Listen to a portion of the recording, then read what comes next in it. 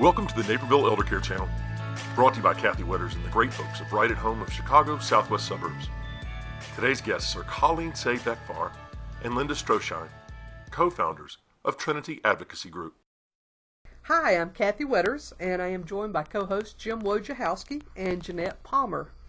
Today we are honored to have our guests, Colleen Say Beckfar and Linda Stroshine, co-founders of Trinity Advocacy Group. Welcome to you both. Thank you for having us. Thank you. Thank you. First, maybe an appropriate question would be just to maybe tell us about kind of how you come up with the concept of the practice and the scope of the practice. And Absolutely. So with Trinity Advocacy Group, we decided to focus on 3 different practice areas. We wanted to focus on care management and professional fiduciary and also elder mediation. Mm-hmm. So in each of those practice areas, we just bring a lot of depth to the service. With care management, we often describe it as kind of hire a daughter. Yes, that's a good description. And really the focus is that when loved ones need a higher level of care, they often have questions about how to make that happen. Mm-hmm. Whether it's the right facility, the right in-home care company. Obviously, this one is the right one. Just having a resource to go to answer those questions. Yes. With professional fiduciary, that's when you might need someone to act as your executor or act as your guardian or as your agent. So we can talk a little bit more about that in a minute. Mm-hmm. And then elder mediation is being able to try to resolve the issues that are present before going into court. So. Wonderful. Now, how does care management work? That's a term we hear a lot, and I'm not sure everyone is kind of sees all the steps in the process, perhaps. Well, usually it starts when the family member realizes there's just something not going right for mm-hmm. mom or dad. Typically, it mm-hmm. can be aunt, uncle, It can be the next door neighbor, but somebody identifies that the senior, him or herself, is just having trouble getting through their daily life. Yep. As I mentioned to somebody yesterday, people don't call Trinity Advocacy Group when things are going well. They're not at their best when they call you. They need help. They do. They need help. They need an advocate. Mm-hmm. And so when it comes to the care management piece, people are calling because they don't know who the next best place to go is, the mm-hmm. next best person to hire perhaps in-home. A lot of times people think that Medicare is going to cover all of those costs. So a big component of what we do in all 3 service areas is education. Mm-hmm. But care management itself starts with an initial meeting. Mm-hmm. We meet the loved one. That will become our client. Regardless of who's calling Trinity Advocacy Group, the senior is our client. They're your focus. They're our focus. Yep. They're why we went into this business. Yes, absolutely. So we meet that senior in his or her home, wherever home is. Mm-hmm. Sometimes that's at home. Sometimes that's in a facility. Yes. Sometimes that's in a hospital looking at a new home right after discharge. Mm-hmm. So we assess what that person needs, mm-hmm. and we assess that from all perspectives, mm-hmm. and then we come up with a plan mm-hmm. for how, after we've exposed what the needs are for that family or for that loved one, then we start working on how to fill those gaps or fill those needs with services and mm-hmm. Sometimes technology and ways to meet those needs. What are the components of a good care plan? Well, I think first you want to look at the whole person. Mm-hmm. So, physically, certainly that is an important piece, but we also need to incorporate the social, mm-hmm. the spiritual, mm-hmm. the emotional, and looking at that whole person, bringing in that the appropriate level of support in each one of those areas. And mm-hmm. it's as important to find something that is affordable and sustainable for that family in the short term and in the long term. So anytime we're looking at a care plan, and I don't know if this is exclusive to Trinity or not, but that's what makes sense to us, is mm-hmm. we look at the first 90 days. Okay. That's our short term. You just have a short-term goal. We first look 90 at days. And then the long-term plan, which can be up to 5 years or more. Mm-hmm. So, and then sometimes you can't always plan for those first 90 days. Right. Sometimes things are very serious and you're only looking 2 or 3 days into the future. So the longest we would look out at first would be that 90 days. And then beyond that, we try to stabilize whatever those issues are and come up with a long-term plan. What are some of the ways you can help not only the care recipient but their families by them engaging you for care management? I love that question because our philosophy is we don't just support the care recipient, but the caregiver. And as you, I'm sure, know, if you don't provide good support for that caregiver, the care recipient's own needs are going to be diminished. So, how do we best serve the families? Is that okay? How do you best? Because sometimes it's not sometimes it's not obvious to families. They don't see the merits always and their big merits. To engaging you guys. I think a big piece of that is just, there's a reason why people seek out expertise. And with 25 years in the aging network and as a gerontologist, certainly Linda as an elder law attorney, we bring a wealth of expertise to it. And I think that's very important because technically speaking, anybody could throw up a shingle and say, I'm a care manager. Good point. Such a good point. Yeah. We just try very, very hard to get those certifications so that in all these different practice areas, we are working towards the best practices in that particular field. Right. I so love the Trinity, that come up, and we'll talk about the other two parts. Care management is one part of the Trinity Advocacy group. The second is guardianship. What is a guardian and when are they needed? A guardian is needed when someone, let's say grandma, has been able to make her decisions all her life. She's been doing fine. Now she has a stroke, for example. Could be anything, but let's say it's a stroke. And she's unable to communicate her decisions or she's unable to make good decisions anymore because of that medical situation. Yes. Now, grandma could have put a power of attorney for either health care or property in place, but if she didn't do that, then guardianship would be needed because at that point she wouldn't have the ability to think through that process and understand that document, and so we'd have to go into court and we'd have to ask the judge to appoint someone as a guardian. Is this a long process, a short process? What? Guardianship, well, it like depends, of course. Like most legal issues, it depends.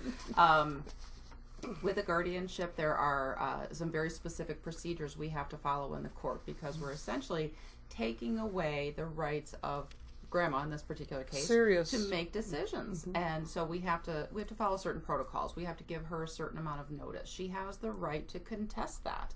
And very often people do because no one wants to lose that ability to make their own decisions. Right. So in an emergency, we can certainly put a guardianship in place if we have the right paperwork. We can do that pretty quickly, sometimes just a few days. But for the most part, guardianship takes probably 30 to 45 days, maybe 60 days to get in place. And certainly longer if grandma's going to contest or if there are other family members who would contest as well. What? Who may act as a guardian? That's another good question. It can be, the protocol in Illinois says that it has to be someone who's over the age of 18, someone who has not themselves been declared incompetent, someone who is not a felon. So there's a good criteria. There's a couple other criteria that they escape me right now, but that's essentially the highlights. Right. And in most cases, that person who's going to be guardian for grandma is going to be, in most cases, one of her adult children, maybe an adult grandchild. If she doesn't have those folks in her life, it might be the public guardian, or in some cases, and where Trinity will come into play, is when there really isn't anyone who wants to step into that role. They love grandma very much, but maybe they've got too much going on in their own lives or a variety of other reasons.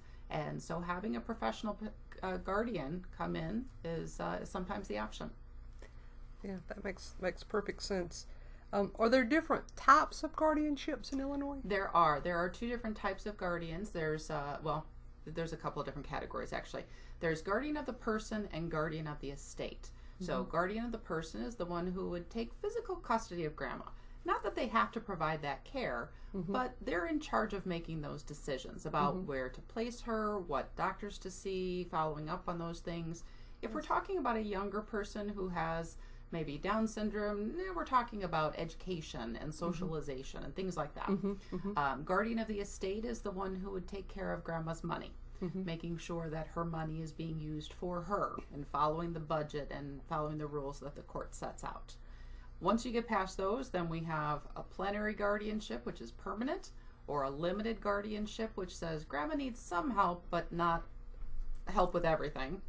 And again, we also have a temporary guardianship versus a permanent guardianship. So lots of different nuances, but essentially those two big categories: health, finances. Got it. Excellent. Excellent. And then to the third part of Trinity is mediation, which I was so excited to see that you guys offer. What is mediation, and how is elder mediation different from just a general mediation practice? So elder mediation is, well, I'll start with the first part. So mediation itself is a collaborative effort to bring people around a table to really resolve an issue outside of the courtroom. The exciting thing for us is that with elder mediation, people really do play tug of war sometimes about what to do. Surely do. Yes. Wow, they do. You know, have you ever met a family that maybe has conflict?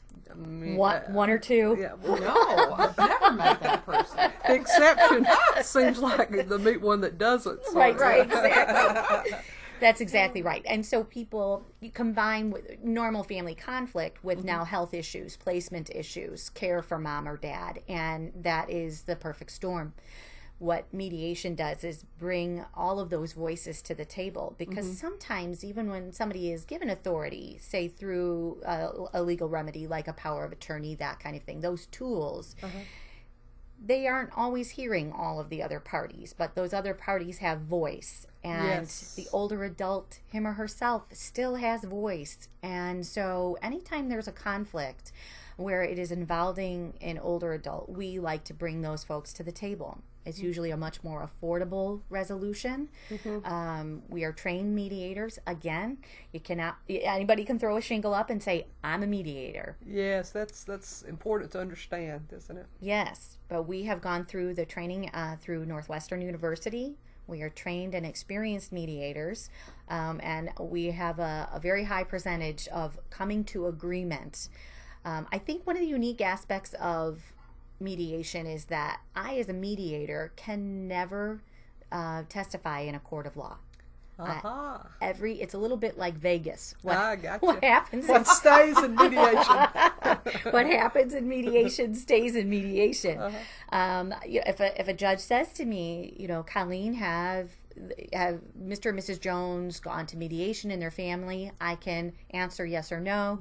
And that is all I can say. All of our notes are shredded after a mediation. Oh, I did not know that. Everything is gone. What we try to do is come up with an agreement where everybody can live with, the options that we come up with. And because everybody has voice, everybody has buy-in usually. And so it takes time, but you can get people to agree, and they all initial, and I give them that agreement, and that's it.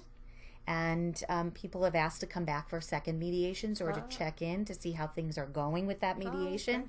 So it's been very effective. Now, what struck me is it's a lot more complex than it looks like on the surface. Yes. You have to be cognizant of the behaviors of the different parties during the mediation, don't you? Absolutely.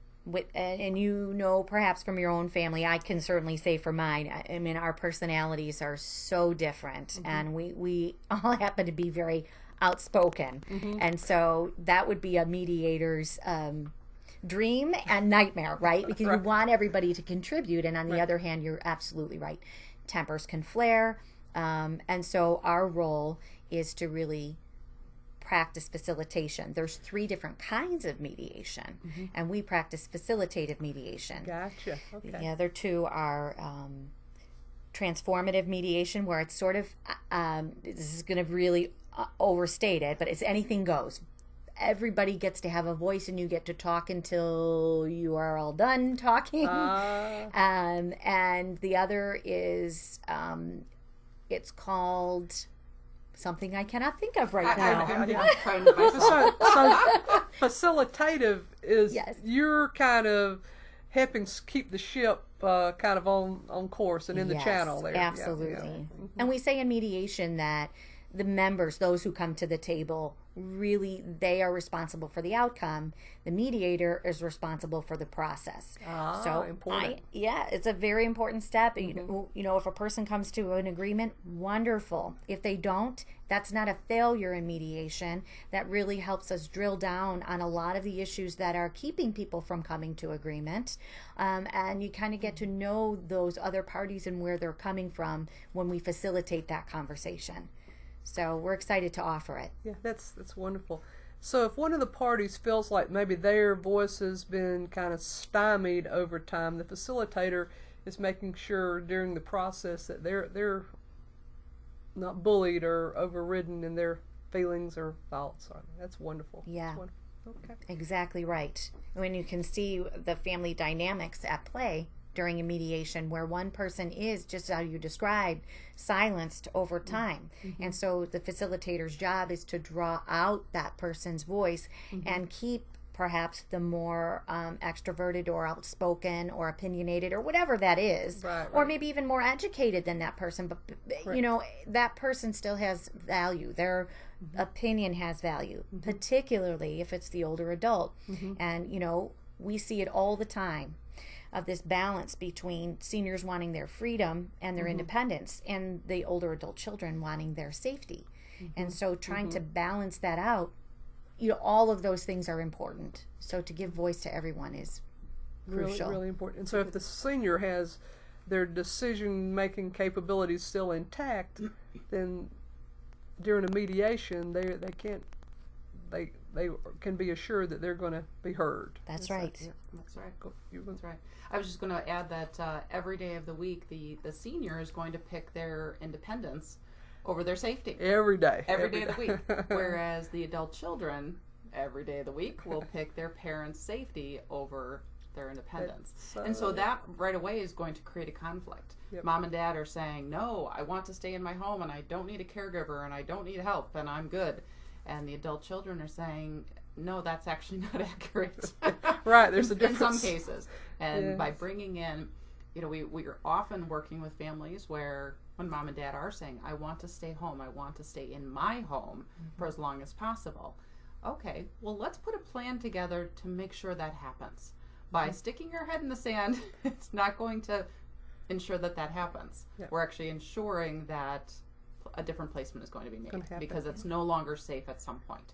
But if we can put a plan together, then maybe we can extend the senior's ability to stay in their home longer. If that's your goal, great. Let's make it happen. Maybe, if it's okay during the time we have left, maybe let's back up. If you could think without violating HIPAA, think of scenarios maybe where you've had a care management issue or case come up where you started at one place and had a wonderful outcome, and maybe then also a guardianship and then a mediation, if that would be appropriate. Maybe so people can get their head around Great. how it would work. That would be Definitely.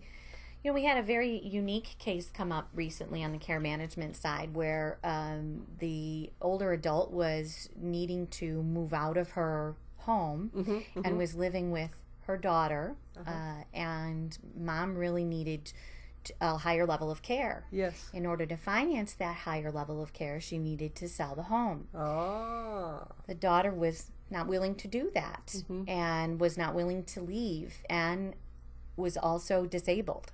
And Oh, so we were referred to, Trinity got involved because the real estate agent that was helping mom move said, I need somebody to help daughter.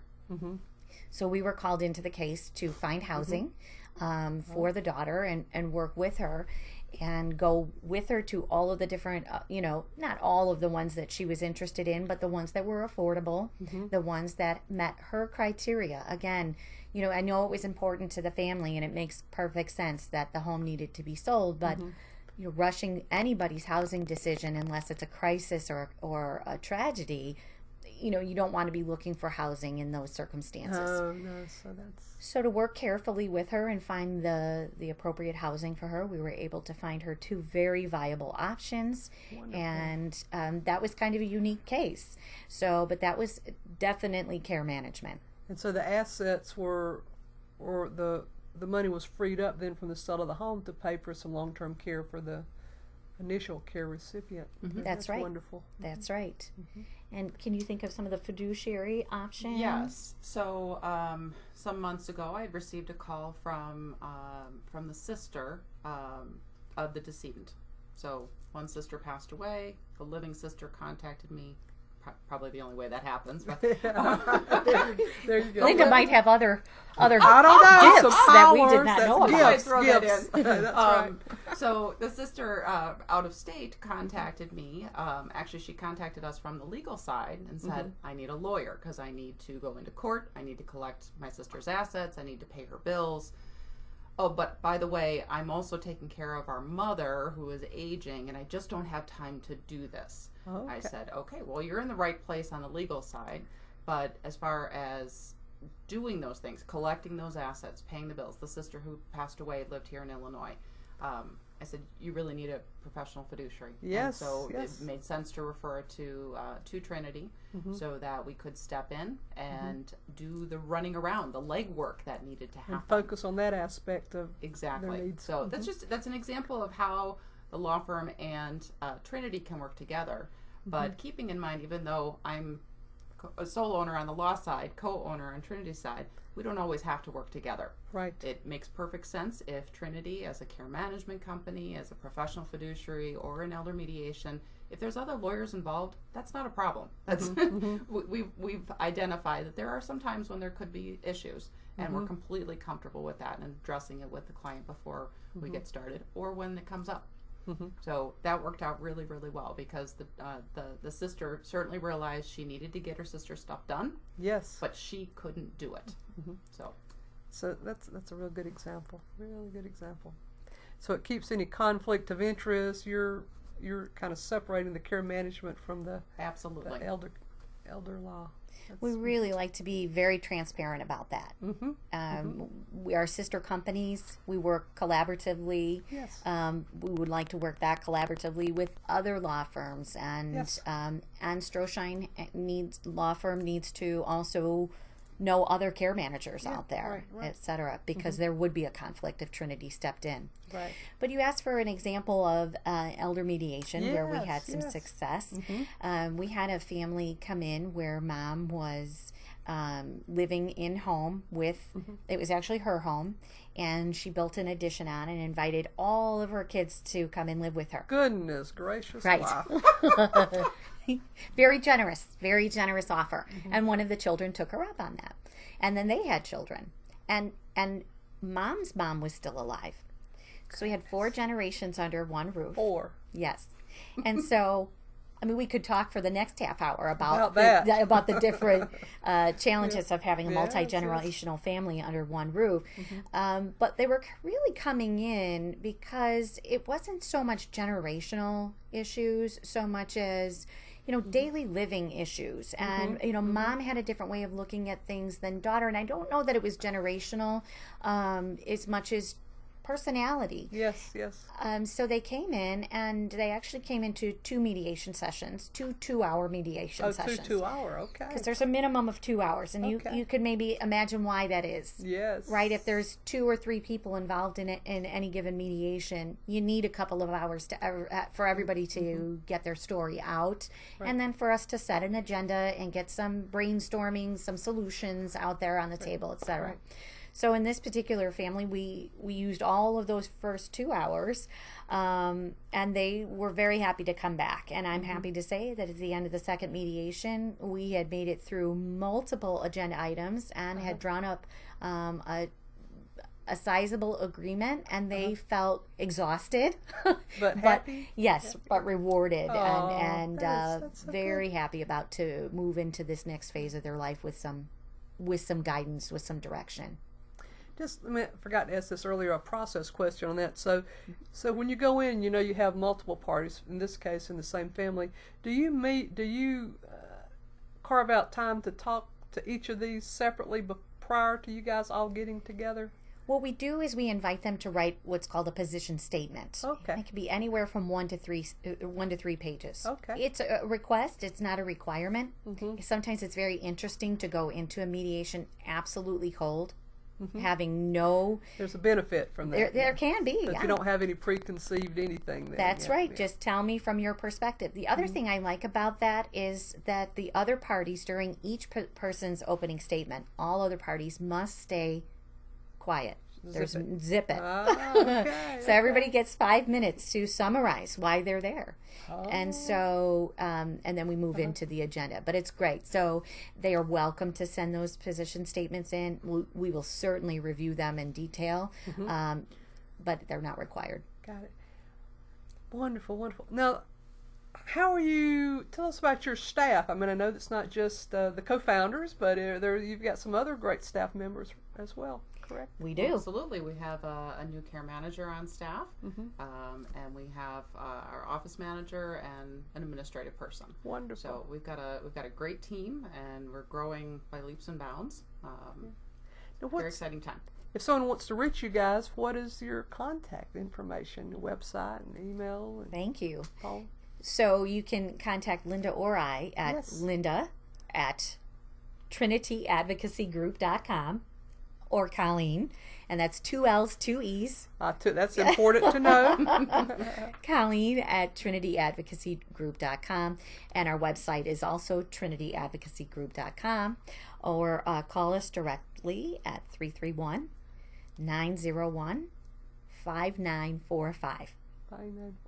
And we'd be delighted to just answer your questions or see how we can be helpful. Now, Trinity Advocacy, you said you're about 6 months in. Yes. But you guys have you've been an elder law attorney for quite a long time. 20 years. 20 years, yes. And then you guys That had makes me sound old. you're young, you were very young when you started, right? So you guys have had a relationship prior to seeing the need to start Trinity Advocacy. So Absolutely. y'all know each other. Colleen and I have been working together for about 3 years or so. Wonderful, So, wonderful. It's been a great ride. Yeah. Yes, it has. We have strange Commonalities. Yes, in life. Commonalities. Yeah. Born the same year, a couple of days apart, and just life milestones along the way that have been strangely similar. Oh, isn't that In a good something? way. In a really good way. That's Yeah. a good way to put it. Good way to put it. Well, time has once again flown. So, I mean, we could talk 2 hours, I think. Thank you so much both for being here. Our pleasure. Thank you for having us.